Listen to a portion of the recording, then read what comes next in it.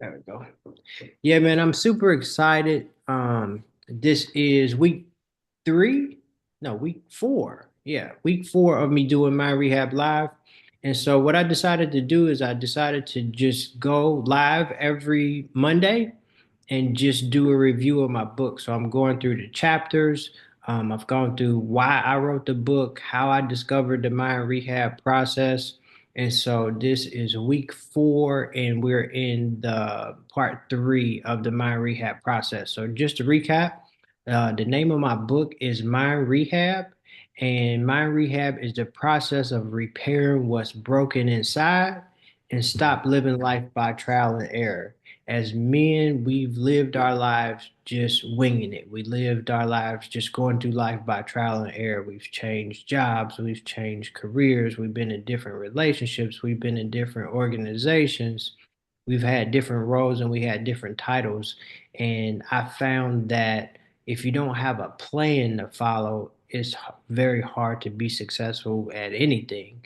And so I spent over 25 years in real estate as a realtor, an investor, a property manager. And what I found that the same way that you rehab a house works, that same way that that process works, it works the same way with rehabbing your mind. And so I developed a process called Mind Rehab. And Mind Rehab is 5 phases. So just like you got the renovation process, the Mind Rehab process is 5 phases. So plan, and that's the inspection phase where you do a self inspection on yourself, the condition of your mind, the condition of your thoughts. The second phase is to demo. You get rid of things that don't work anymore, that's outdated, that never worked in your life and in your thought process. The third phase, which we're going to talk about tonight, is the restoration phase, and that's getting to just like a house. What makes a house a house? Restoring the real you. And the next phase is to improve, and the last phase is to maintain. So that's the whole Mind Rehab process. This process has changed my life. It's allowed me to discover who I am. It's allowed me to improve my thoughts, and it's allowing me to live a fulfilling life. And I'm just sharing this process through books, through coaching, and through group coaching. And so I thank you guys for getting on the live tonight. And so tonight we're going over phase three, the restoration phase in the book, and that's basically chapters 11 through 16.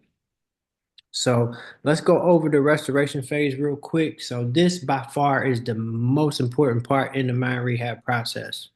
It's the part of the process that allows you to focus on the most important thing in your life, you. It's time to get to the real you. So just like with a house, when I'm rehabbing houses and I flip houses, a lot of people focus on the improvements. It's got the nice kitchen cabinets, it's got nice countertops, it's got new flooring, and that's not what makes a house a house.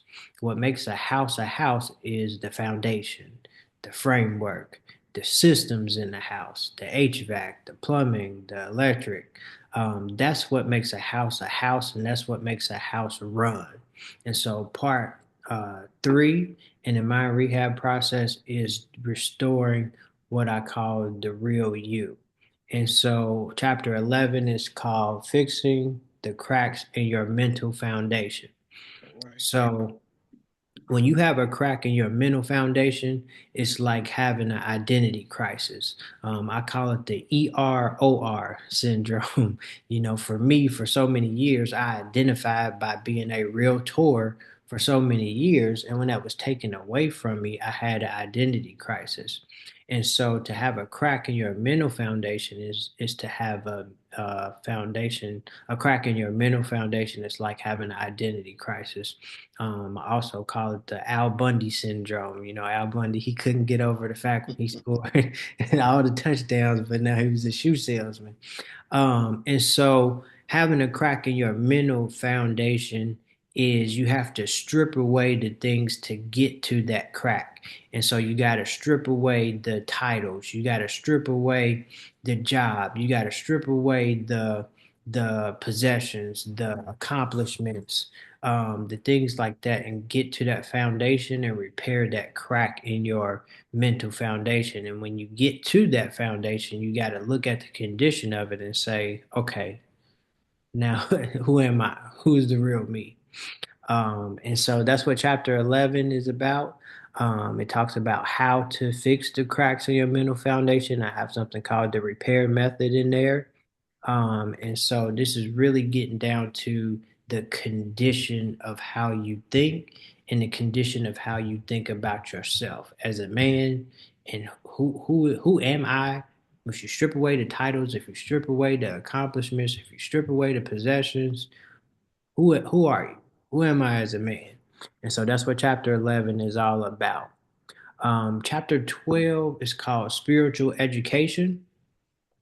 In chapter 12, I really get into um, how I identify myself. How did I get my spiritual education? I talked about, from when I got baptized when I was 12 to, up until today. And I talk about where do you go to get spiritual education? And I call it spiritual education for a reason because I talk about the Bible in this chapter, and the Bible is by far the most single beneficial aid in my spiritual education. But when you read the Bible with a religious lens, it's hard for you to know what I call the God in you.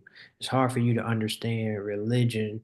I mean, it's hard for you to understand relationship versus religion. And if you read the Bible with a religious lens, it's hard for you really understand who you are and who God is. And so I talk about reading the Bible from that standpoint. Um, and I talk about people and I talk about books in this chapter that's really helped me a lot. And so, um, as I started to read the Bible for myself, as I started to teach Bible studies, I felt like I had been bamboozled because I had this view of God, I had this view of church, I had this view of Christianity, and to be honest, it was from a religious lens. And, it was like a huge eye opener for me when I got knowledge of self, when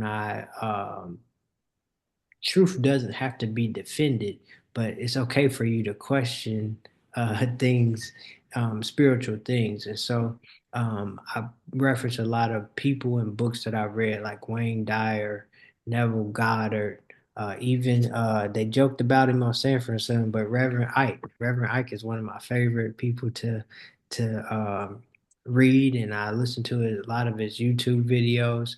And those books and things have helped me out a lot. So I talk about, where can you get spiritual education? What's the litmus test of truth and things like that? Chapter 13 is by far probably the most important, one of the most important chapters in the book. Chapter 13 is discovering the real you. And I call that the I am. And so, um, when you build a house or you rehab a house, the first thing you do is focus on the foundation. You pour that foundation. And once you have that foundation, you can build on that foundation. But when you don't know who you are, it's tough to build on that foundation. And when you start to just throw things on that foundation and that foundation is not right, then you start swapping the things off because, it's like having an integrity breach. When you have your foundation is not together and you put too much weight on it, it can't handle it, and then you got a breach. And so what we do is we swap things out, we change things out, we improve things, but we don't change us. We don't improve us. We change jobs, we change careers, we move to a different city, we get into a different relationship. We change everything but ourselves, and this really focuses on you. And so this chapter is all about discovering the God in you.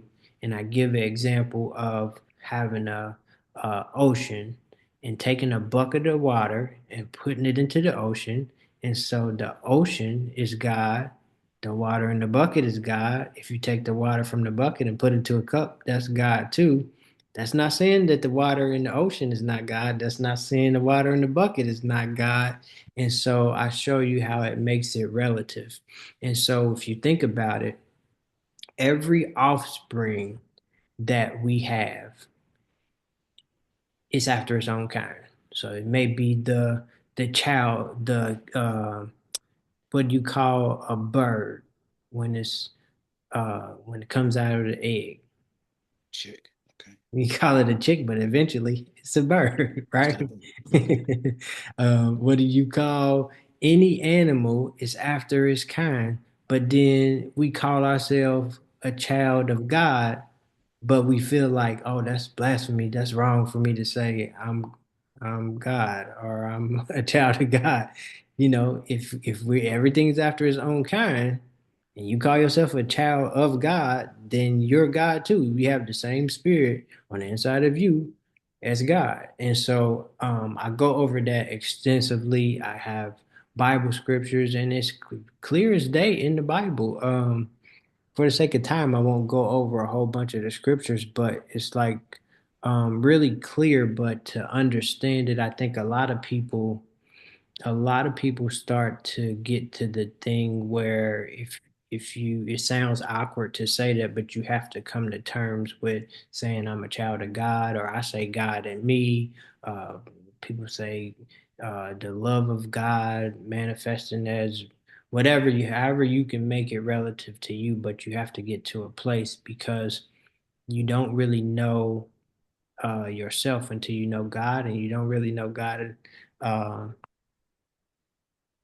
know God until you can know yourself. And it's super important. It was a game changer for me.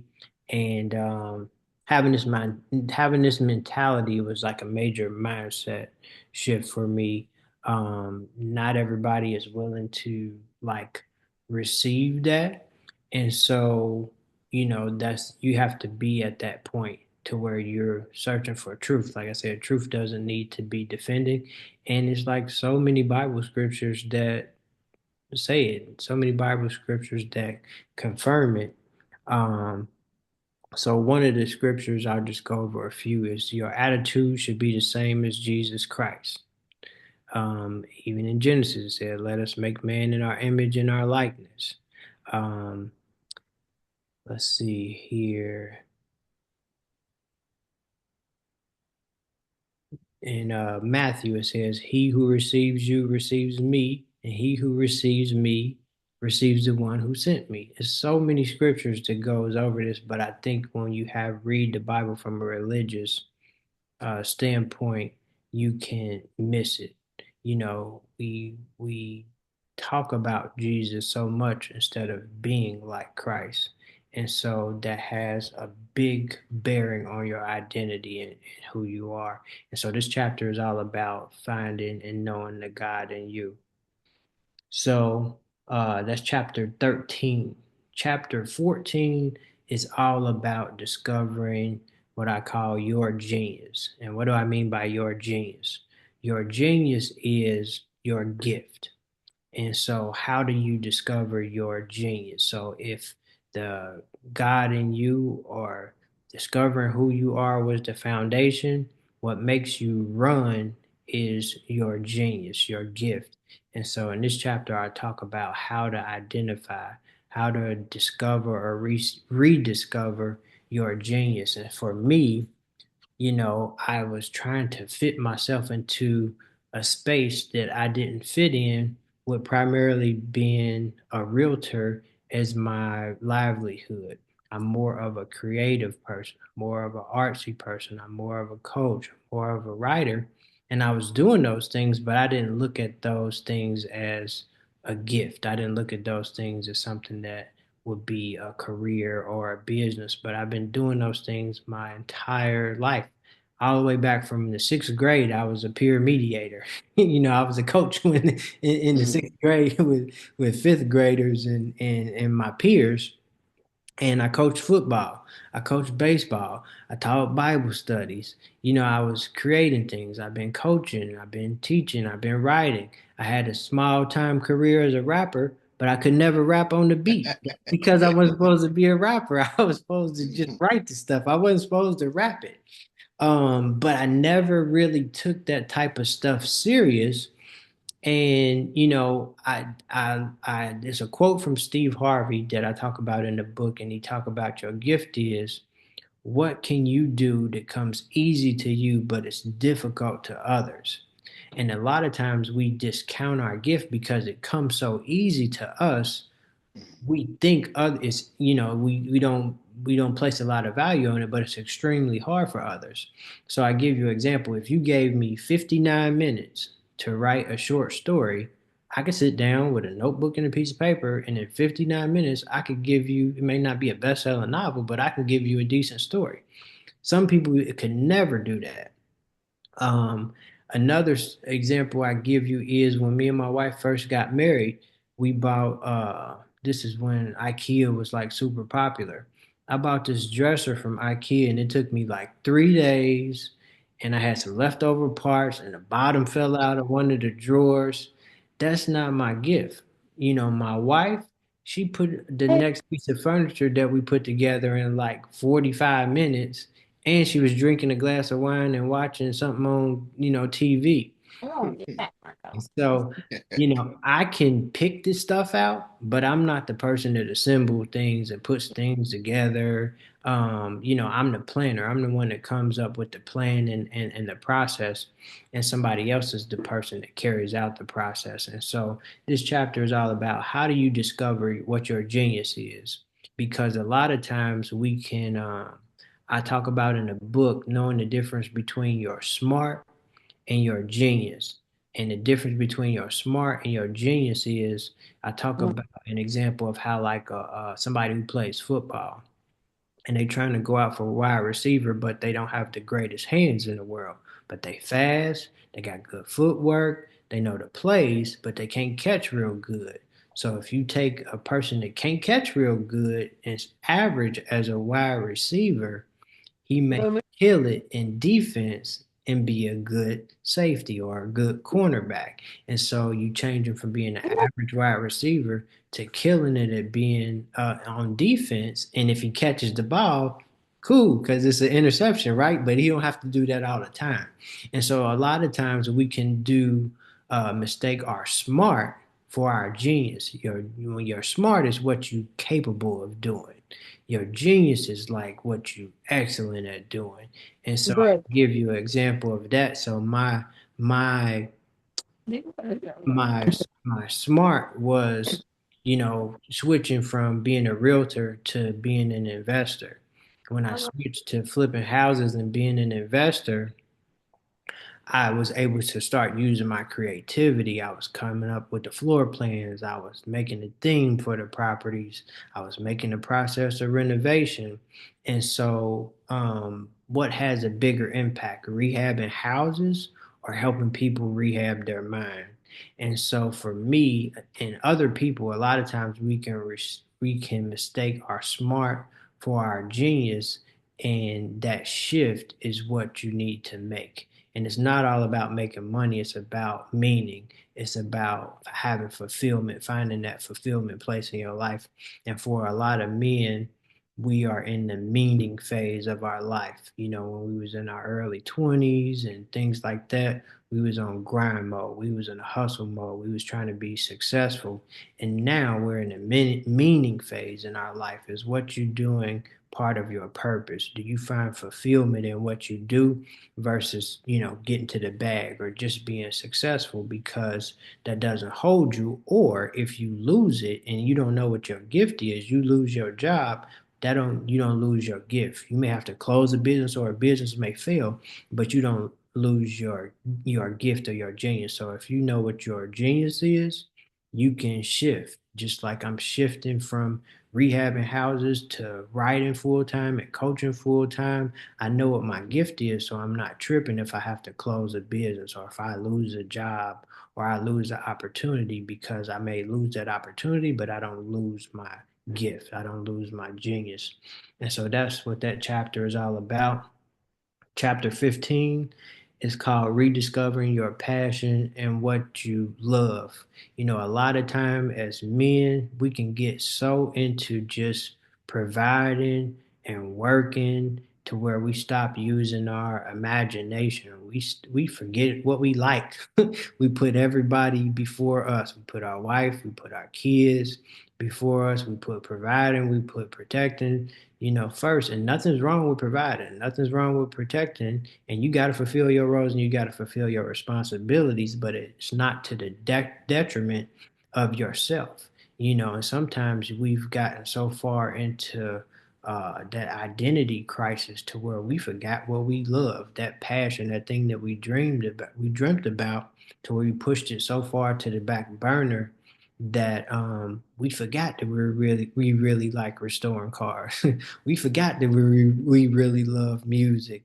We forgot that we really love helping people. And so this chapter is about rediscovering a passion for what you love. Like for me, when I was flipping houses, I was having a conversation. Shout out to my boy Cardo that's on here.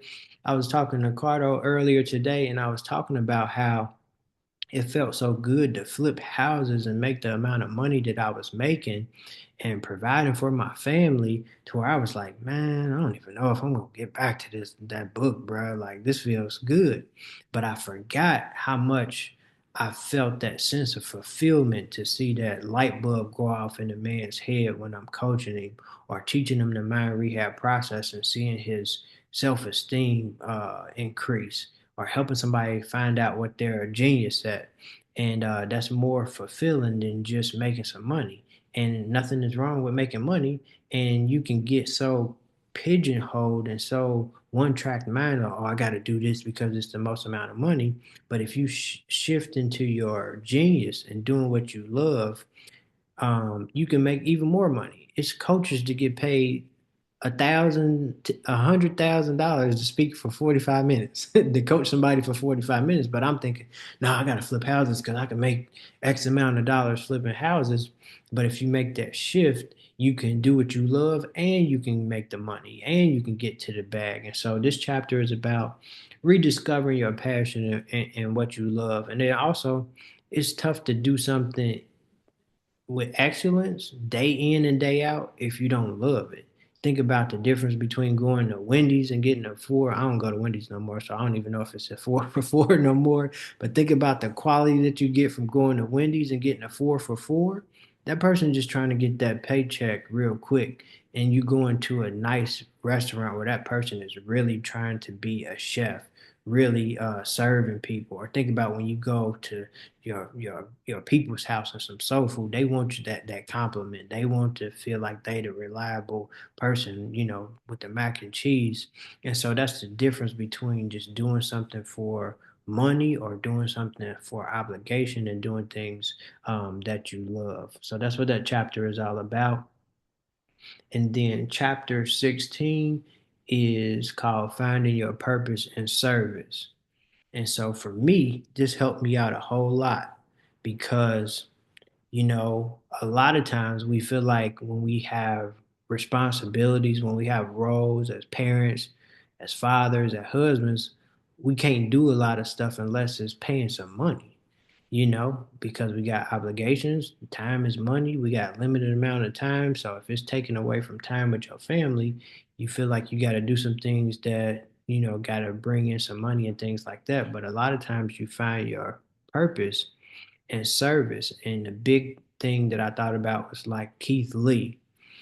Keith Lee, he found his purpose in service. He did it to help his anxiety and things like that, but he was able to help struggling restaurants, struggling entrepreneurs that were about to close their doors by helping them. And so he found his purpose in service. Same thing with me. I didn't think about it. The light bulb didn't go off until I did years of trial and error, but it took me serving, doing Bible study after Bible study after Bible study, coaching baseball teams season after season, football after season. And then I started thinking like, man, I've been coaching, doing different things for years. I've been writing doing different things for years. I've been blogging for years, but I discounted it. I didn't value it. And so you find your purpose in service because some people you don't everybody's gift is not super visible like LeBron James or Kanye West. I like to say everybody has a gift, but it may not be visible, something that you're gonna see on TV, but everybody has a gift. And sometimes you don't discover that gift until you serve other people. And when you think about it, the definition of a gift, what do you do with a gift? You give it away, you give it to somebody else. And so that's why a lot of times people don't find out what their gift is, because they're so worried about making some money. They're so worried about, just fulfilling those roles. And so whether you volunteer or you do something else or help somebody else, and that's exactly what I do. I found out my gift by helping other people discover their gift. And so you find your purpose in service. And so keep your job, keep your business, do your roles, do your responsibilities, but start finding ways to serve others, and you'll find your purpose, and you'll find that sense of fulfillment in that service. And so that's these chapters, man. It's chapters 11 through 16. And this part in the book is all about the restoration. So you can't do things to your life. Everybody got New Year's resolutions. They want to make more money. They want to get a better job. They want to start a business.